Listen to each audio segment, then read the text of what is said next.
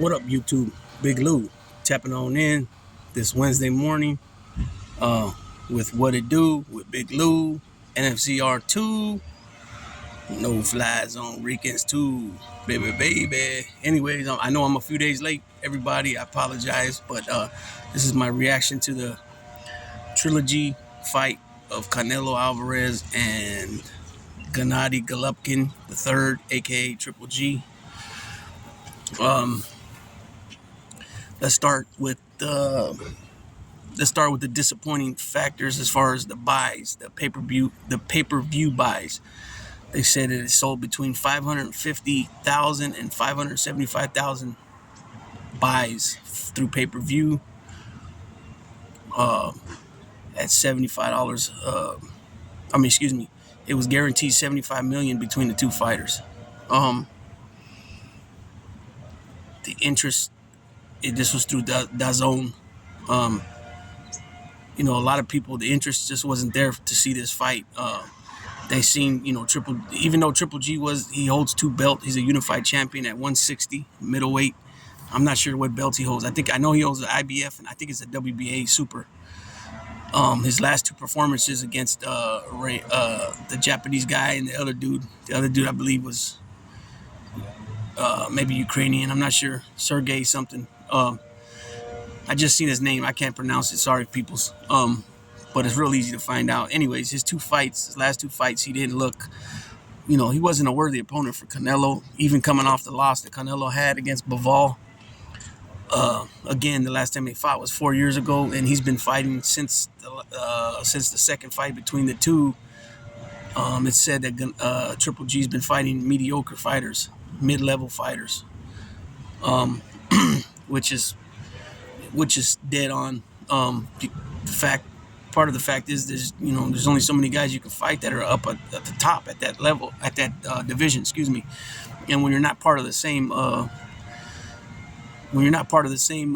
stable of fighters, like, in other words, what I mean by that is if two guys are both from PBC, which is Al Heyman, it's a lot easier to make the fight than one guy being top ranked with Bob Arum and one guy being with with Al Heyman, for example. So, even though the Triple G, because let's face it too, your skills diminish. I got to turn because the sun. Your skills diminish, and but the last thing that goes is your power. So he showed that in his last fight against, I think the Japanese dude was a gold medalist, I believe. I know he medaled in one of the Olympics.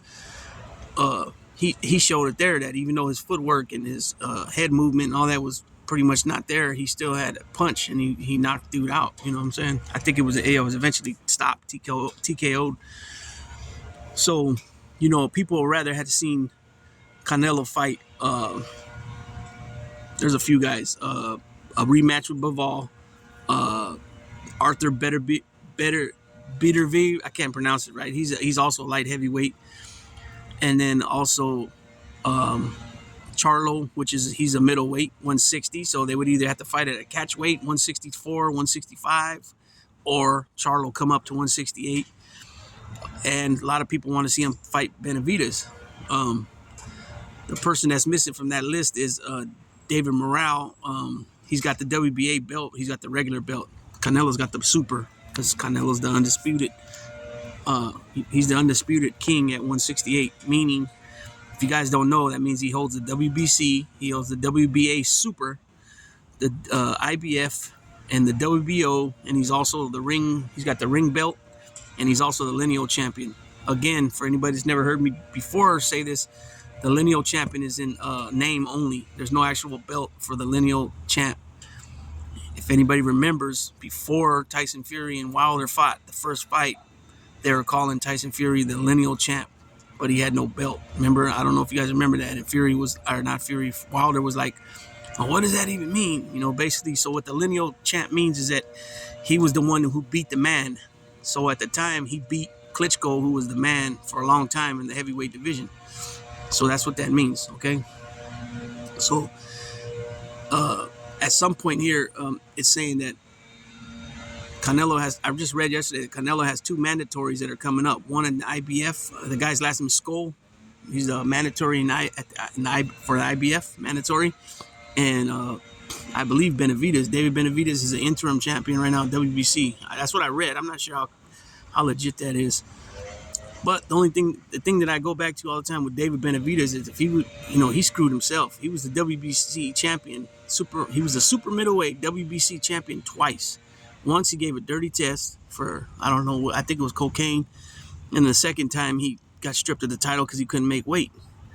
So, I mean, come on, is that Canelo's fault? If you never would have did that, Canelo would have been hunting you for the belt and you would have got that fight. So, at some point here, you got to take your accountability. But I will say this for David. Yeah, he does shit talk sometimes when they interview him, but for the most part, especially ringside, he keeps his, he stays pretty humble and he stays pretty quiet and doesn't kick up no ruckus, kick up no dust, excuse me, and cause a ruckus. But back to the trilogy. David Morrell, yeah, he also holds a WBA belt, the regular, and David Morrell only has like 10 fights. And he's got a belt. It's a trip how this works with these guys. Damn, the sun's in my eyes. Let me move over here. I'm trying to find a spot. So he's got the belt, the WBA belt. So I don't know. At some point here, will he have to fight him? So it's either going to be Canelo's going to either start dropping belts because he's not going to fight his mandatories and he's going to go for the bigger fights, money fights, or he's going to fight his mandatories, right? He's not going to go down in weight at this point. And the only thing with Canelo when it comes to Canelo, he's only 5'8", 5'8 and a half, 5'9". He's pretty short to be fighting light heavyweight.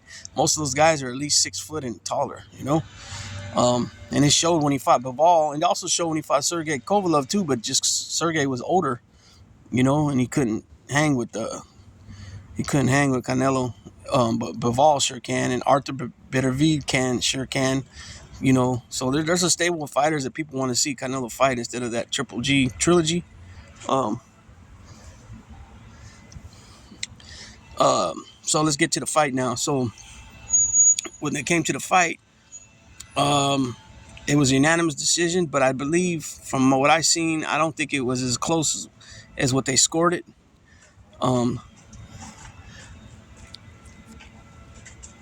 One judge scored it. What was it? One judge scored it 116, 113, and then 2 judges scored it 115, 113. I think it was. So that would have been 7 rounds. What would that been? 7 rounds.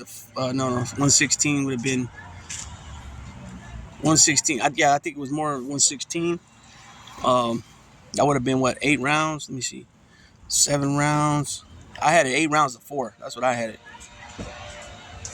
Yeah, 8 rounds to 4. Yep, 8 rounds to 4. But they scored at 115, 115, 113. That's 7 rounds of 5, right? And then so that's what I had it, 116, 113. I had it 8 rounds of 4, right? Well, I had 8 rounds of 4 in Canelo's favor. So I heard Abel Sanchez, who used to be Triple G's manager or trainer, excuse me. He said that the first fight they definitely won. Second fight was a draw. I don't believe the second fight was a draw. I think Canelo pulled it out from his, just from him coming forward and pushing Triple G back a lot. But he said that he felt that they felt bad for Triple G and they gave him a few more rounds than he actually won. So I don't know. That's up for whoever's perception. But he I don't know what's next for him. He's still a champion at middleweight because obviously he went up in weight to fight at 168. That was another thing too. He put on 8 pounds to fight. He's never fought at super middleweight. Super middleweight before. He's always been a middleweight. So maybe that 8 pounds too all had something to do with it, making him even slower and stuff like that. They both can. I can tell you this though, they both can take a punch. Canelo showed that a lot of times with different fighters. With him, with Triple G, 2 fights previous to this one. Also the Bivol fight. He took some good punches from Cotto. He took good punches from different guys over the years, and he's still in his prime. So, I don't hold that loss, that Bivol loss against Canelo so much like a lot of people do, just for the simple fact that, he's doing things in his career that other people haven't done like that, like going up in weight, and then coming back down, defending his crown at 168, you know. And I'm not gonna lie either. Bivol shocked me. I wasn't aware of. I knew he had a title. I knew he was a medal. I think he was a medalist at one point too, but I wasn't aware of his skill like that, and he showed it in that fight. But yeah. So I don't know what Golovkin. It basically was like it was more like just a big a big payoff for Triple G in this fight. That's why I think when they asked him if you win, would you want to fight a fourth one? And he was like, he turned it down, which I don't understand, because if Triple G would have won this fight, definitely the hype for the fourth one would have been huge. But most people know boxing. They've seen how he fought his last couple fight outings. And nobody could see him at that skill level where he's at now at 40 years old, beating a 32-year-old Canelo. Especially when Canelo could take his best punch already 4 years ago. And then what was the fight before that? 6 years ago, 5 years ago. So again, it is what it is, and that's my little reaction off the fight. I thought Canelo looked pretty good. It looked like, to be honest with you, too, at times both of them seemed like they didn't want to go. A lot of hesitation going on there. I don't know, maybe Canelo didn't want to. I don't know what he could have been thinking. Maybe he was thinking that I'll hurt him if I come full force. I don't know. But I seen a lot of hesitation there, and let's see what's next for these guys. Like I said, you got David Benavidez, you got David Morale at super middleweight, you got Charlo at middleweight, you got Bivol rematch, and Arthur Beterbiev at light heavy. I don't know if they come down and fight him, or catch weight, maybe 170, 72, 171. Who knows? There's a lot of options out there for Canelo. And he's also got the mandatories, that are coming up. And let's see what's next for Triple G. Let's see if he fights a tune-up type fight, and then to get a W and go out with a W, and keep his belts and retire. Regardless, Triple G is going to go down as one of the greatest middleweight champions of our modern era. I don't know where he fits in the overall overall ranking of a middleweight, but definitely in the modern era, he's definitely up there with Bernard Hopkins and Marvin Hagler, if you want to count that 40 years back as what would that be, 36 years back when his last fight. So you're talking, what, 36 to 40 years back with Hagler. But I remember Hagler, and he's one of my favorites of all time, let alone one of the greatest middleweights. But let's see. I don't know. There's a lot of different things for him to do. Triple G's made a great living in boxing. I don't remember how many defenses he has. He has quite a few defenses at middleweight. Obviously, this one was super middleweight, so he lost 2 on top of that. So there's my little reaction on the fight. We got I got a live today. Catch the live today at right here at What It Do with Big Lou at 11:30 a.m. That's Pacific time, so that would be 2:30 Eastern time. Tap in. I haven't been on in 3-4 days, something like that. But that's my reaction to the trilogy fight, Canelo and Triple G. And I got one other video I think I'm gonna drop today. Actually, I think I got 2 that I'm dropping today. My top 10 NBA centers of all time, and then I have another video on pro wrestling. So with that being said, if you haven't already, and this is the first time you're watching this channel, be sure to sub, like, and share the channel at What It Do with Big Lou, NFZR2, and also the main channel, our mother channel, the main channel, No Fly Zone Ricans.